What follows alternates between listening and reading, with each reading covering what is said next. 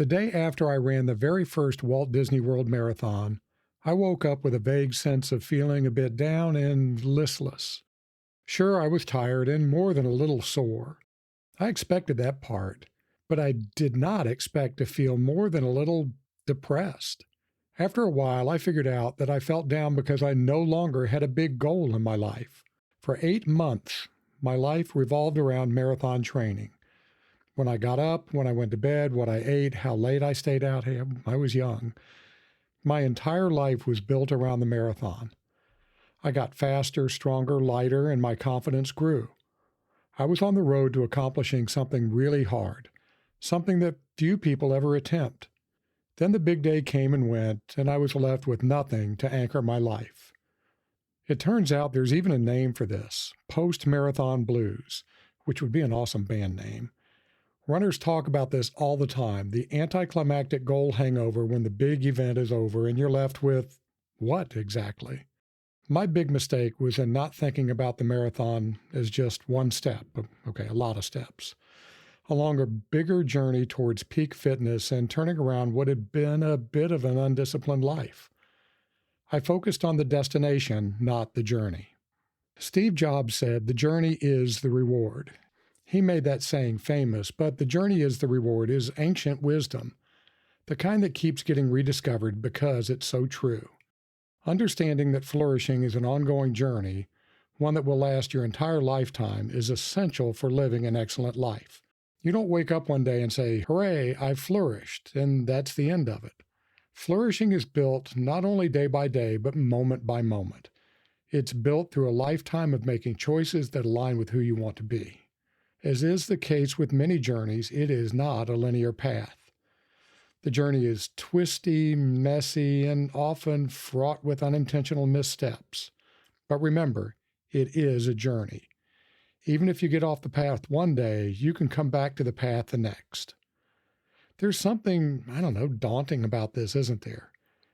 If flourishing is never finished, if there's no moment where you've made it, doesn't that feel kind of exhausting? But there is a flip side, and it's liberating. You do not have to be perfect. Not today, not ever. When you get off the right path, you step back on it. Growth is measured in progress, not perfection. When I started digging into the ancient wisdom around the idea of flourishing as a journey, I discovered something interesting.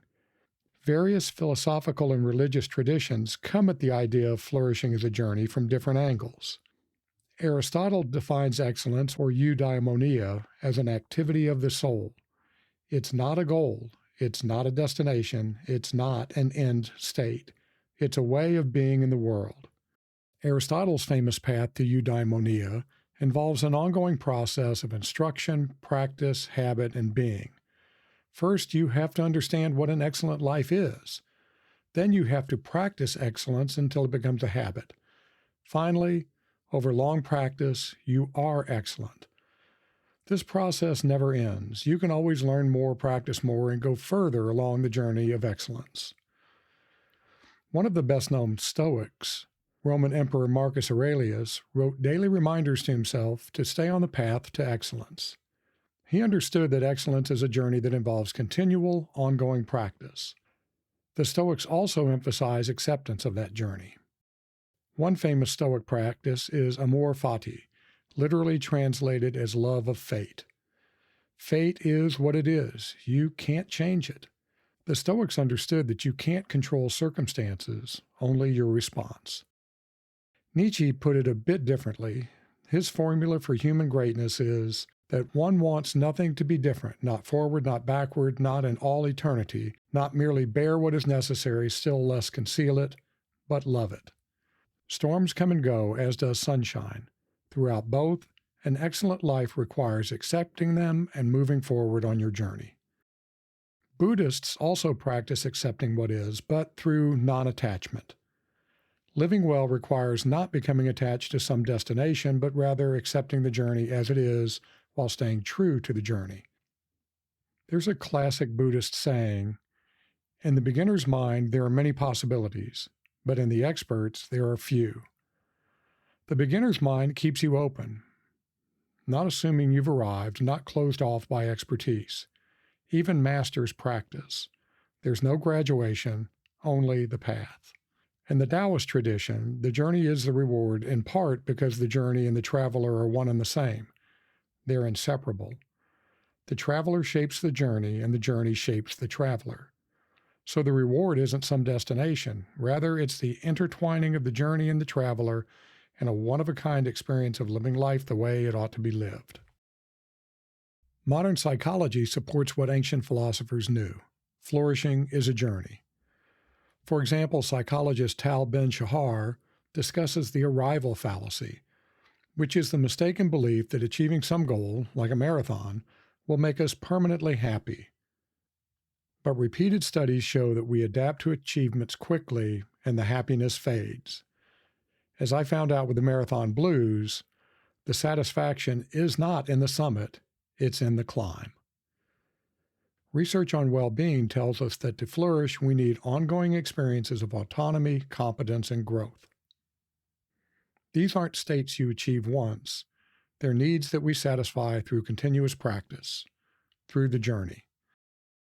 Here's another example. You may have heard of the concept of flow, a state in which you are completely absorbed in an activity to the point that you lose track of time and self-consciousness. You're doing something for its own sake, not for some external reward. Research on flow states tells us that our most fulfilling moments happen during challenging activities, not after we've completed them. Flow states require full engagement with the process, which is impossible if you're fixated on some finish line. In other words, the doing is the thing, not the reward. There are also some more subtle psychological effects when you focus on the journey and not the destination. For example, you're able to not get overwhelmed with large goals, but rather to enjoy the small wins along the way. Suppose, for example, that you want to get healthier. Rather than focusing only on some artificial weight goal, if you focus on the journey, you take pleasure in making better decisions each and every day. Then, when you hit that goal, it's just another step along your ongoing journey to health. Research consistently shows that intrinsic motivation, internal motivation, doing something because it's personally meaningful or enjoyable, is more powerful and sustainable than extrinsic motivation, which relies on external rewards like bonuses or recognition. When you're intrinsically motivated, the activity itself becomes rewarding. You practice piano because you love making music, not to win a recital. Do you even win recitals? You run because it makes you feel alive, not just to cross a finish line. The journey becomes inherently satisfying, not merely a means to an end. Hopefully what I've said today has led you to think a little differently about flourishing. Flourishing is not a state, it's a practice that involves imperfection, stumbles, corrections. But those imperfections are critical to the journey. We grow by making mistakes and by being better the next time. Throughout your journey, remember to be kind to yourself and to realize that you are human. What makes you an excellent human being is not being perfect, it's consistently returning to the path of excellence and virtue. Will Durant, paraphrasing Aristotle, wrote, "We are what we repeatedly do. Excellence, then, is not an act, but a habit. And the habit is built through practice, daily, imperfect, and ongoing.